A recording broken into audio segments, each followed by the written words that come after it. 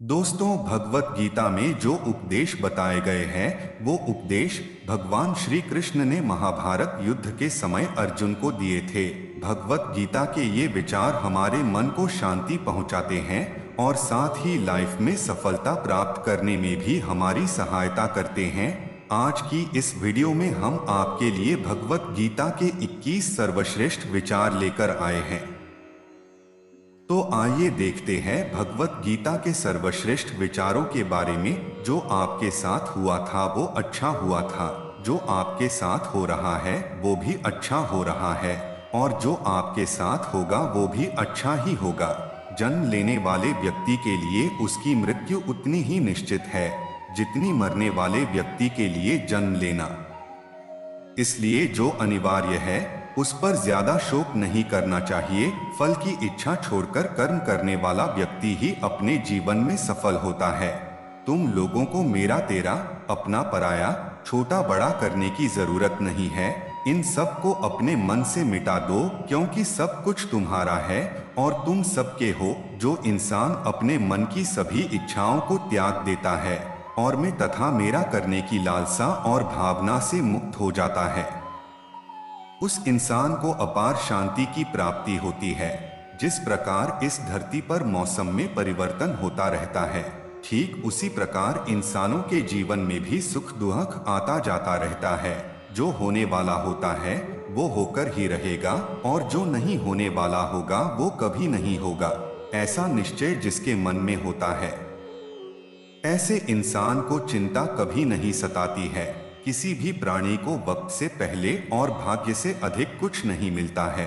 जब इस धरती पर पाप, अधर्म और अंधकार बढ़ेगा, तब उसका नाश कर फिर से धर्म की स्थापना करने के लिए मैं अवश्य अवतार लेता रहूंगा। जो इंसान अपनी मृत्यु के वक्त मुझे याद करते हुए अपना शरीर त्यागता है, वह मेरे धाम को प्राप्त होता है, और इस बात में कोई संशय नहीं है।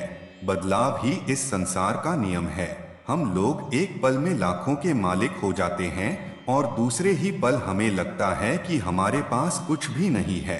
जो आज तुम्हारा है वह कल किसी और का था और परसों किसी और का हो जाएगा, क्योंकि परिवर्तन ही इस दुनिया का नियम है। तुम क्यों बेकार ही चिंता करते हो? तुम क्यों बेकार ही डरते हो? कौन तुम्हें मार सकता है? क्योंकि आत्मा न तो जन्म लेती है और न ही इसे कोई मार सकता है। ये ही जीवन का अंतिम सत्य है। यह शरीर तुम्हारा नहीं है और ना ही तुम इस शरीर के मालिक हो। तुम्हारा यह शरीर तो 5 तत्वों से मिलकर बना होता है: वायु, जल, आकाश, पृथ्वी और अग्नि। और एक दिन यह शरीर इन्हीं 5 तत्वों में मिल जाएगा। तुम्हें अपना काम करते रहना चाहिए। लोग क्या कहते हैं इस पर आप ध्यान नहीं देना चाहिए, क्योंकि अच्छे कर्म करने के बावजूद भी लोग केवल आपकी बुराइयां ही याद रखते हैं। तुम्हारा जीवन न तो भविष्य में है और न ही अतीत में है। तुम्हारा जीवन तो बस इस पल में है। किसी इंसान का पतन उस समय शुरू हो जाता है जब वह अपनों को गिराने की सलाह गैरों से लेना शुरू कर देता है। इंसान अपने विश्वास से बना होता है। वह जिस तरह का विश्वास करता है वह वैसा ही बन जाता है। प्रार्थना करने से परिस्थिति बदले या न बदले, लेकिन इंसान का चरित्र अवश्य ही बदल जाता है। जो इंसान हमेशा संदेह करता है उस इंसान के लिए खुशी न तो इस लोक में है और न ही कहीं और। काम, क्रोध और लोभ, ये तीनों इंसानों को नरक की ओर ले जाने वाले द्वार हैं। इसलिए इन तीनों का त्याग कर देना चाहिए। जिसे तुम लोग देखकर खुश हो रहे हो, बस ये ही खुशी तुम्हारे दुखों का कारण है।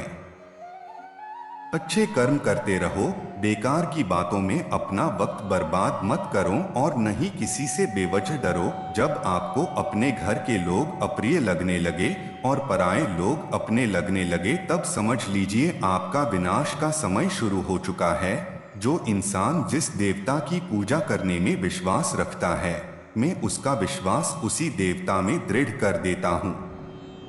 हमारा मन अशांत होता है और इसे नियंत्रित करना कठिन है, लेकिन अभ्यास करके इसे नियंत्रित किया जा सकता है। एक इंसान जो चाहे वो बन सकता है। अगर वह यकीन के साथ इच्छित वस्तु पर लगातार चिंतन करे। गुस्से से भ्रम पैदा होता है, भ्रम से बुद्धि व्यग्र होती है, जब बुद्धि व्यग्र होती है तो तर्क नष्ट हो जाता है, जब तर्क नष्ट होता है तो इंसान का पतन हो जाता है। जिस प्रकार मनुष्य पुराने कपड़ों को त्याग कर नए कपड़े पहनता है, उसी प्रकार आत्मा भी पुराने शरीर को त्याग कर नए शरीर को धारण करती है।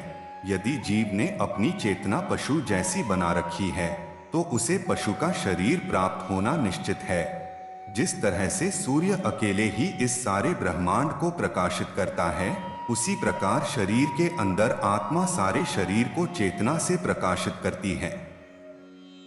मैं सभी जीवों को एक समान रूप से देखता हूँ। मेरे लिए न तो कोई कम प्रिय है और न ही ज्यादा प्रिय, लेकिन जो इंसान मेरी प्रेम पूर्वक आराधना करते हैं वो मेरे अंदर रहते हैं और मैं उनके जीवन में आता हूँ। तो दोस्तों, आपको ये वीडियो कैसा लगा यह हमें कमेंट में जरूर बताइएगा और वीडियो को लाइक, शेयर और सब्सक्राइब करने मत भूलना। धन्यवाद।